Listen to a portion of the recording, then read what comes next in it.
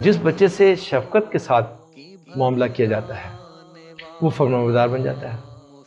جس بچے سے سچائی کا معاملہ کیا جاتا ہے وہ انصاف پسند بن جاتا ہے، اس کی شخصیت میں انصاف آ جاتا ہے۔ اور جس بچے کو تنبیہ کے لیے اللہ تعالیٰ سے ڈرایا جاتا ہے وہ متقی بن جاتا ہے۔ جس بچے کو ہمیشہ مار پیٹ کی جاتی ہے وہ ہمیشہ ہی باغی بن جاتا ہے۔ حضور صلی اللہ علیہ وسلم کو اللہ تعالیٰ نے انسانیت کی ترتیب کے لیے مبعوث فرمایا۔ اللہ جل جلالہ نے فرمایا اللہ کی رحمت کی وجہ سے آپ ان لوگوں کے لیے نرم دل ہیں، اگر آپ سخت مزاج اور سخت دل ہوتے تو یہ لوگ ہمارے پاس جمع نہ ہوتے، لہذا ان کو معاف کر دو۔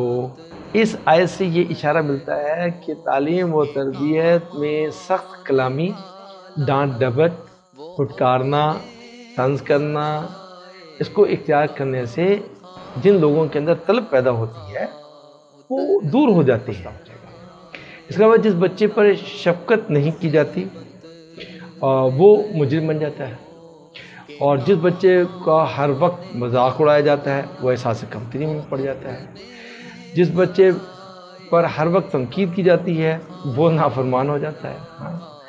جس بچے کو موہوم چیزوں سے ڈرایا جاتا ہے وہ بزدل ہو جاتا ہے۔ ڈر جو ہے وہ اللہ کا ہونا چاہیے دل میں۔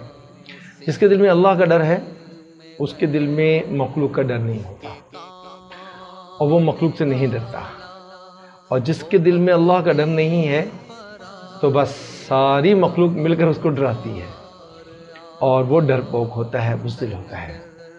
تو مسلمان جو ہے اس کے دل میں تو صرف ایک اللہ کا ڈر ہوتا ہے، مومن کے دل میں اللہ کا ڈر ہوتا ہے، اس کے علاوہ کسی کا ڈر نہیں۔ اس کے علاوہ جس بچے پر ہر وقت غصہ، ڈانٹ ڈپٹ، پھٹکار ہوتی رہے گی، اس کے اوپر طنز ہوتا رہے گا، وہ لڑاکو بن جاتا ہے، ضدی بن جاتا ہے، چڑچڑا ہو جاتا ہے۔ والدین اس میں سب سے پہلے قصوروار، اور اس کے بعد پھر اساتذہ آتے ہیں، معاشرہ آتا ہے، اور بڑے آتے ہیں، یہ سب قصوروار ہیں۔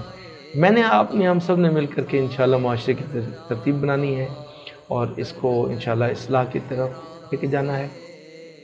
ہم اپنی کوشش کرتے رہیں گے، آپ لوگ بھی اس کو انشاءاللہ آگے بڑھائیں، کام کو، لوگوں کو اس طرف بلائیں، ان کو سمجھائیں، دعوت دیں، ان کو اچھا انسان بنانے کے لیے انشاءاللہ اس میں کوشش میں آپ بھی شامل ہوں۔ اللہ اس میں بہت اجر دے گا، اور آپ کا اور میرا یہ کام ہے۔ تو جزاکم اللہ خیر، انشاءاللہ پھر اگلی ویڈیو میں ملاقات ہوگی انشاءاللہ۔ السلام علیکم ورحمۃ اللہ۔